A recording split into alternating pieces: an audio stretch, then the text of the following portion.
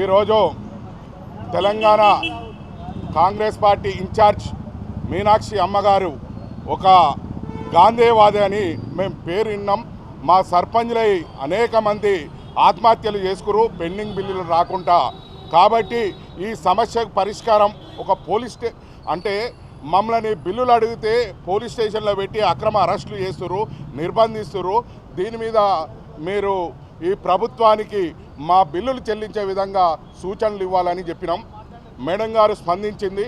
ఎమ్మటే మీ సర్పంచ్ల సమస్య అనేది వింటున్నాం, మీ బిల్లులదే అనే దాని మీద ప్రభుత్వం దృష్టికి, ముఖ్యమంత్రి రేవంత్ రెడ్డి దృష్టికి తీసుకుపోయి పరిష్కరిస్తామని మేడం గారు చెప్పారు.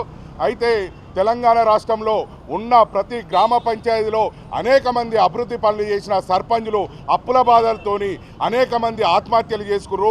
వారి వాళ్ళ కుటుంబాలు చిన్నాభిన్నం అవుతున్నాయి. స్థానిక సంస్థల ఎన్నికలకు పోతున్నారు. ఈ ఎన్నికలు పోయేలోపు అనేక మంది మా బిల్లులు రావని ఒక సర్పంచులు అపోహతోని అనేక మంది ఇబ్బంది పడుతున్నారు. ఈ తెలంగాణ రాష్ట్రంలో ఉన్న సర్పంచులని సమస్య పరిష్కారానికి మీరు మా పెద్ద తల్లిగా మాకు దారి చూపాలని మీనాక్షమ్మ గారిని కోరితే ఆమె వెంటనే మీ సమస్యను ముఖ్యమంత్రి దృష్టికి తీసుకుపోయి మీ బిల్లులు వచ్చేటట్టు ప్రభుత్వంతో మాట్లాడిస్తామని చెప్పిండు.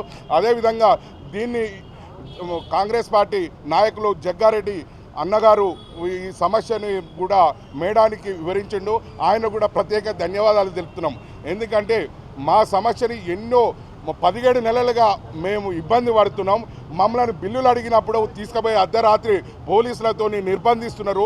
మాకు అనేక రకాలుగా మాకు ఇబ్బంది పడుతున్నాం. కాబట్టి ఈ సమస్యని పరిష్కరించాలని మీనాక్షమ్మ గారిని అడిగితే ఆమె స్పందించి తక్షణమే ప్రభుత్వానికి ఇస్తున్నందుకు ఆమెకు కూడా ప్రత్యేక కృతజ్ఞతలు తెలుపుతున్నాం. ఈరోజు కాంగ్రెస్ పార్టీ పరిశీలకులు మీనాక్షి నటరాజన్ మేడం గారిని మా సర్పంచుల సంఘం జాయింట్ యాక్షన్ కమిటీ తరపున కలవడం జరిగింది. అమ్మగారికి మీ వినతి పత్రం ఇచ్చి ఈ రాష్ట్రంలో ఉన్నటువంటి 12,769 మంది సర్పంచులు పడుతున్నటువంటి మనోవేదనని, వారి కన్నీటిని మేడం గారికి వివరించడం జరిగింది. వారు స్పందించి ప్రభుత్వం ద్వారా మీకు రావాల్సిన బకాయి నిధులు ఏవైతే ఉన్నాయో నేను మాట్లాడి ఇప్పిస్తానని చెప్పేసి మాకు భరోసా కల్పించడం వల్ల మేమెంతో సంతృప్తి పడుతున్నాం. మేడం గారి మీద ప్రత్యేకమైన నమ్మకం ఉన్నది. ఇప్పటికైనా ముఖ్యమంత్రి గారు మా సర్పంచుల పట్ల వివక్ష చూపకుండా మమ్మల్ని అణచివేయకుండా మాకు సపోర్ట్గా ఉండు, వారు ఎట్టి పరిస్థితుల్లోనైనా మాకు రావాల్సినటువంటి బకాయి నిధులు 600 కోట్ల రూపాయల నిధుల్ని మంజూరు చేయాలని చెప్పేసి మేము విన్నవించుకుంటా ఉన్నాం. మొన్న కూడా ప్రకటన 153 కోట్లు విడుదల చేసినని చెప్పినటువంటి మాట అవి కేవలం ఎస్డిఎఫ్ మొన్నటి ఈ సంవత్సర కాలంలో చేసినటువంటి పనులు మాత్రమే, ఆ బిల్లులు మాత్రమే మంజూరు చేయడం జరిగింది. గతం నుంచి ఈ రోజు వరకు పెండింగ్లో ఉన్నటువంటి ఎలాంటి నిధులు మంజూరు చేయలేదు.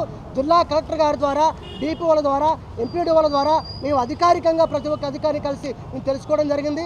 సర్పంచ్ల పట్ల వివక్ష చూపకుండా ముఖ్యమంత్రి గారు మా పట్ల దయ ఉంచి ఖచ్చితంగా రావాల్సినటువంటి బకాయి నిధుల్ని ఇప్పటికీ సర్పంచులు ఆత్మహత్యల బారిన పడకుండా కాపాడవలసిన రాష్ట్ర బాధ్యత, సర్పంచుల పట్ల మనోధైర్యం కల్పించవలసిన బాధ్యత ముఖ్యమంత్రి గారికి ఉంది. కాబట్టి ఈ యొక్క పెండింగ్ బిల్లులు ఇచ్చి మాకు అండగా ఉంటారని ఆశపడుతూ ఉన్నాం.